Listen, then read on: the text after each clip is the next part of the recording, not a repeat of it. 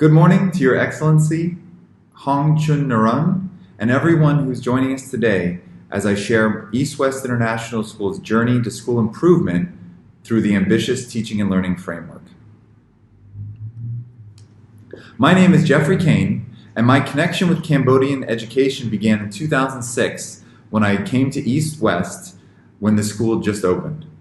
I began as a grade 1 teacher and over the next few years moved into different roles before taking on the role of head of school beginning in January 2018.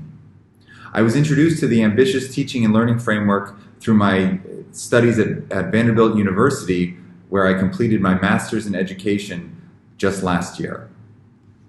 One thing that has always been clear to me is that East-West International School is a Cambodian international school, not just an international school in Cambodia, as we've always placed an emphasis and focus on excellent Khmer education and the celebration of the Cambodian identity and culture.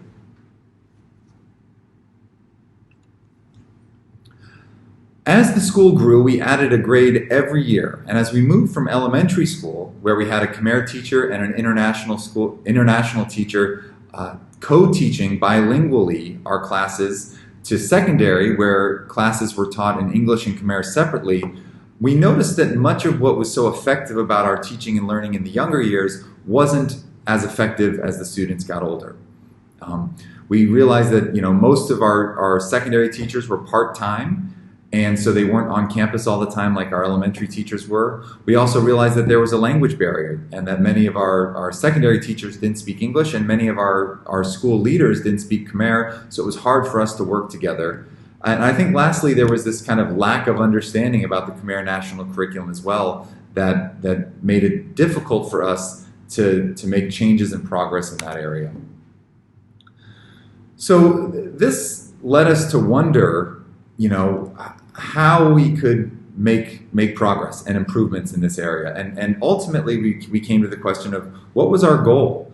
And at East-West, we were always very focused on kind of making sure that our students would be successful in life as they applied for university and jobs after they finished studying at East-West. And so we wanted to make sure that our teaching and learning was linking those skills and attributes that they needed to be successful in life with what was actually happening in our classrooms. So we wondered, how do we make this connection happen? How do we make the learning in the classroom link with how the students are going to be successful in life? And that's where the ambitious teaching and learning framework came in as a really useful tool for school improvement. Ultimately, to school, our goal is student learning. And so we wanted to first think about what's important for our students to learn, both the knowledge and the skills. How do we know that they're learning it? How do we design for effective learning experiences? And then also, in terms of adapting to the new normal that is today, and how do we make ambitious teaching and learning practices work, whether we're online or on campus? The ambitious teaching and learning framework has 4 different components, and as you would go into a learning observation, you would look at the tools that were being used for learning, the tasks that are being assigned to students, so what they're doing in class, the talk that's happening in the class, so who's talking, what they're talking about, who's talking to who, as well as the participant structures, so how the students are arranged in the classroom and how everybody is connecting with each other during learning. And as we dove into some research last year in October and November of 2019, we found that there was a lot of room for improvement in all these areas. In terms of participant structures, most of our lessons involved the teacher standing in front of the class, delivering information, and the students were kind of isolated from each other, either sitting in rows or by themselves, not really interacting a lot with each other. In terms of the tasks that were assigned, the teachers were really just using a lot of the material straight from the textbook. They were asking questions, writing on the board. The students were copying a lot of information from their textbook or the board into their notebooks. And most of the learning was very passive, where the students were just absorbing information and not kind of analyzing and creating things on their own. In terms of the talk that was happening in the classroom, teachers, as I mentioned before, were really kind of the source of knowledge and had all the right answers.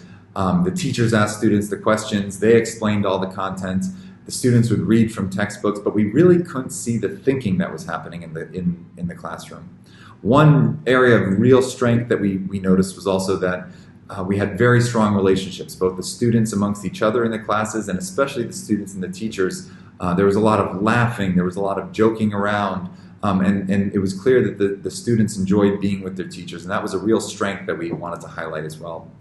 And then lastly, in terms of tools, we noticed that in those classes, there were only 5 tools being used: notebooks and textbooks, the whiteboard, pens, and rulers. That was it. So we realized that, there were a lot of questions that we wanted to ask and have answered. Were we teaching in a way that was aligned with our mission and vision of the school? Were the students really engaged, and how could we see their thinking?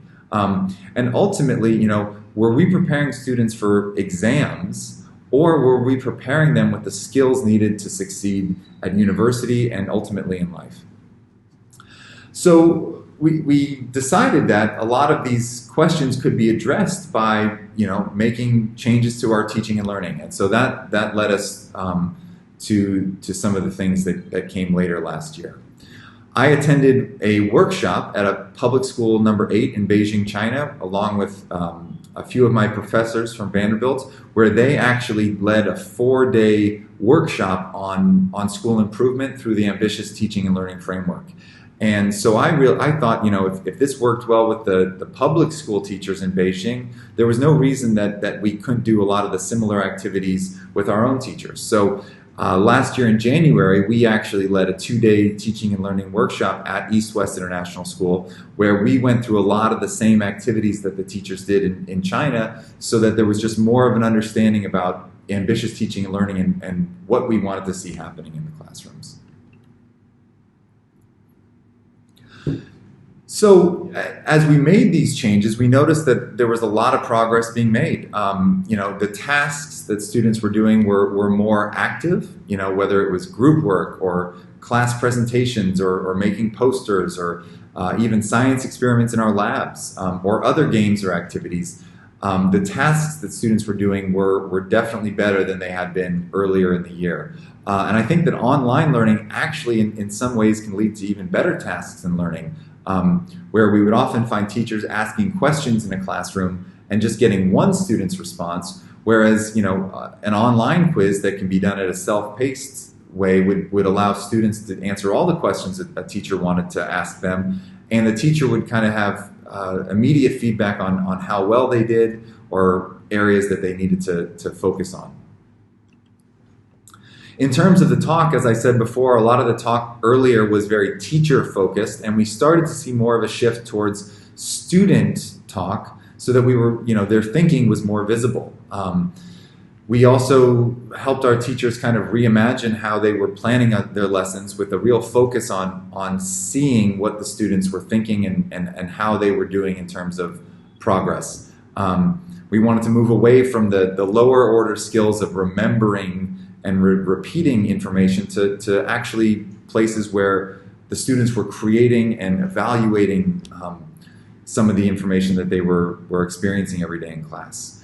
In the online realm, obviously the talk can happen in the virtual classroom, and also you can kind of see student thinking in other areas, like in a Google Doc, or if they share their screens or connect on Telegram or something. In terms of the tools being used in class, as I mentioned before, we had only been using 5 tools last year. And so immediately one of the changes we made was just trying to get more resources into the classrooms, whether that was science experiments in our labs, just again, the students creating posters and being the content deliverers rather than relying on the textbook all the time. And another key area was to make sure that our teachers were effective in their use of our online platforms, whether that was the Google Classroom and G Suite, or working on slide decks and embedding videos, or getting them to know how to help the students use devices effectively in classrooms as well. One of the trickier areas was obviously participant structures. You know, when we came back from the holiday last year and we were at school, we did have a huge focus on just more group work so that the student-student connection became stronger in the classes. Though obviously, as we had to pivot to online learning in March last year and then throughout the year this year, the limits with the participant structures in Zoom or Google Meets has meant that we've had to be creative. And again, using Google Docs, Google Slides, Jamboard or other apps to kind of see how students can connect virtually. And then also this year, you know, as we've been at school, we've been limited in how the participant structures can be arranged. We can't have kids sitting in groups, but again, they can be kind of connected through digital tools to be doing those same things. So ultimately, you know, what we came to at the end of this was an understanding that, you know, like all things in education, it all starts with relationships. And effective relationships between students and teachers is a start to effective learning.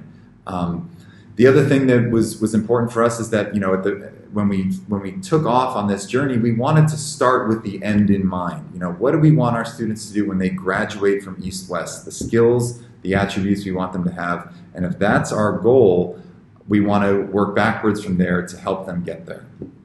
And then lastly is the ATL framework, just looking at tools, talk, tasks, and participant structures. This simple framework was a really, really easy way to drive some really positive change at our school. So, you know, I'd like to end by saying that East-West is considering how we can hold more of these ambitious teaching and learning training sessions for anyone who's interested during the second semester of this year. If we can have it on campus in person, that would be great. If we have to hold them virtually, we will try our best to make that work as well. So if you're interested at all in learning more about this, please go ahead and send me an email or contact the school, and we would love to have you to join us as we share the ambitious teaching and learning framework. So thank you for your time this morning, and I'd love to answer any questions that you have about ATL. Thanks.